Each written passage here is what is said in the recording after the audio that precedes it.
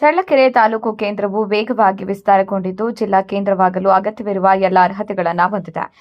ಈ ಹಿನ್ನೆಲೆ ಇಲ್ಲಿನ ತಾಲೂಕು ಸಾರ್ವಜನಿಕ ಆಸ್ಪತ್ರೆಗೆ ಜಿಲ್ಲಾ ಆಸ್ಪತ್ರೆ ಸ್ಥಾನಮಾನ ನೀಡಿ ಮೇಲ್ದರ್ಜೆಗೇರಿಸುವಂತೆ ಶಾಸಕ ಟಿ. ರಘುಮೂರ್ತಿರವರು ಆರೋಗ್ಯ ಸಚಿವ ದಿನೇಶ್ ಗುಂಡೂರಾವ್ ಅವರಿಗೆ ಮನವಿ ಸಲ್ಲಿಸಿದ್ದಾರೆ. ಪ್ರಸ್ತುತ 100 ಹಾಸಿಗೆಗಳಿರುವ ಈ ಆಸ್ಪತ್ರೆಯನ್ನ 200 ಹಾಸಿಗೆಗಳ ಜಿಲ್ಲಾಸ್ಪತ್ರೆಯಾಗಿ ವಿಸ್ತರಿಸಿದರೆ ಬಡ ಜನರಿಗೆ ಉತ್ತಮ ಆರೋಗ್ಯ ಸೇವೆ ದೊರೆಯಲಿದೆ ಎಂದು ಅವರು ಹೇಳಿದ್ದಾರೆ.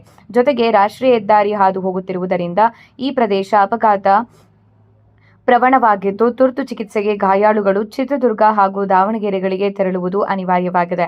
ಆದ್ದರಿಂದ ಸ್ಥಳೀಯ ಆಸ್ಪತ್ರೆಯನ್ನ ಮೇಲ್ದರ್ಜೆಗೇರಿಸಿ ಅಗತ್ಯ ಸೌಲಭ್ಯಗಳನ್ನು ಒದಗಿಸುವ ಮೂಲಕ ತುರ್ತು ಚಿಕಿತ್ಸಾ ಸೇವೆಗಳನ್ನು ಬಲಪಡಿಸುವುದು ಅಗತ್ಯವೆಂದು ಅವರು ಒತ್ತಾಯಿಸಿದ್ದಾರೆ.